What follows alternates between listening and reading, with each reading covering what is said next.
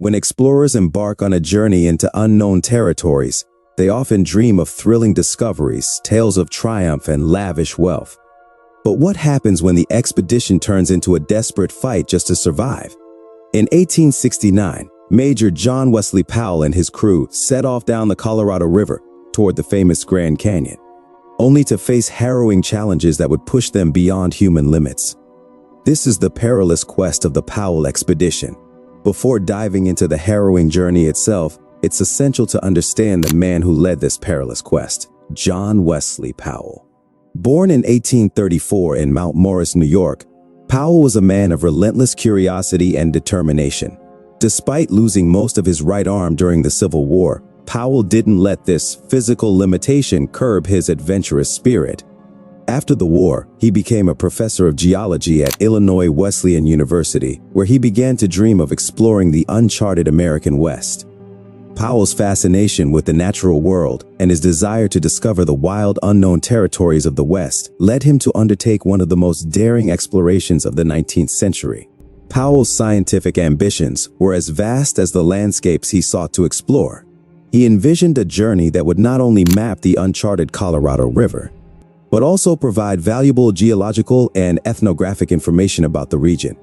The expedition commenced on May 24, 1869, with Powell and his crew setting off from Green River City, Wyoming. Equipped with 4 boats, 10 months' worth of provisions, and an unshakable spirit of adventure, they prepared to face the unpredictability of the wild. The crew comprised 10 men, none of whom were seasoned explorers. They were about to confront one of North America's most dangerous and uncharted regions. From the outset, the journey was perilous. Just 2 days in, they navigated the Flaming Gorge, a fiery stretch of river that immediately put their courage to the test. Rapids surged around them, forcing the crew to rope their boats down to avoid destruction.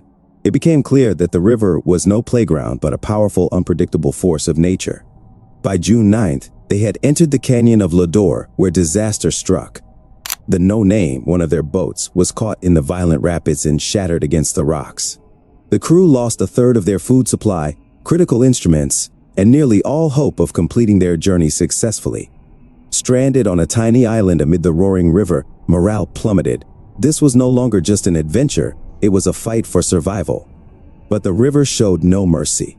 Over the following weeks, they encountered one deadly rapid after another. June 16th brought them to Hell's Half Mile, where the river plunged over 100 feet within a half-mile stretch. The crew was forced to haul the boats through with ropes, battling exhaustion, intense heat, and dwindling rations. Each day was a fight against the elements, and each night brought the haunting fear of what lay ahead. By the end of June, their predicament worsened. They reached the mouth of the Uinta River, with supplies dangerously low. Powell decided to hike to a nearby Indian agency to post letters and potentially resupply. One crew member, Frank Goodman, decided he had had enough. He left the expedition, choosing to stay with the Uinta tribe rather than continue the perilous journey. Down one man, the expedition pressed on, navigating increasingly challenging terrain as the Green River merged with the Colorado, leading them into the heart of the Grand Canyon.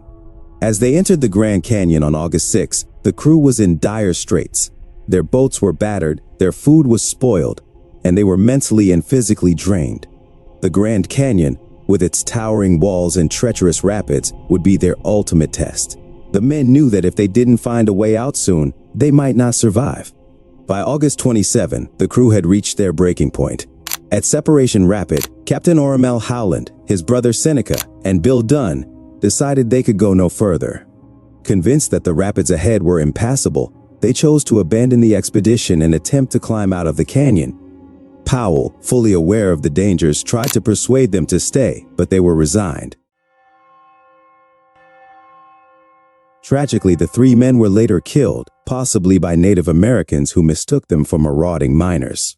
The remaining crew, weighed down by the loss of their comrades, had no choice but to face the rapids that had driven their friends to abandon the journey.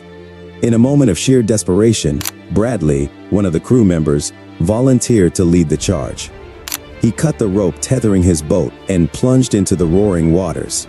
Against all odds, he emerged from the rapids alive, his boat intact. The rest of the crew followed, and miraculously, they all survived. Finally, on August 29, 1869, 98 grueling days after they began, the Powell Expedition emerged from the Grand Canyon. They were exhausted, starving, and emotionally shattered, but against all odds, they were alive. The journey had taken everything from them, their provisions, their strength, and even the souls of their friends, but it had also given them something priceless, the knowledge that they had conquered one of the last great unknowns in America. The Powell Expedition stands as one of the testaments to human resilience in the face of adversity. It's a story of adventure, loss, and endurance. Don't forget to like, subscribe, and ring that bell for more perilous quests.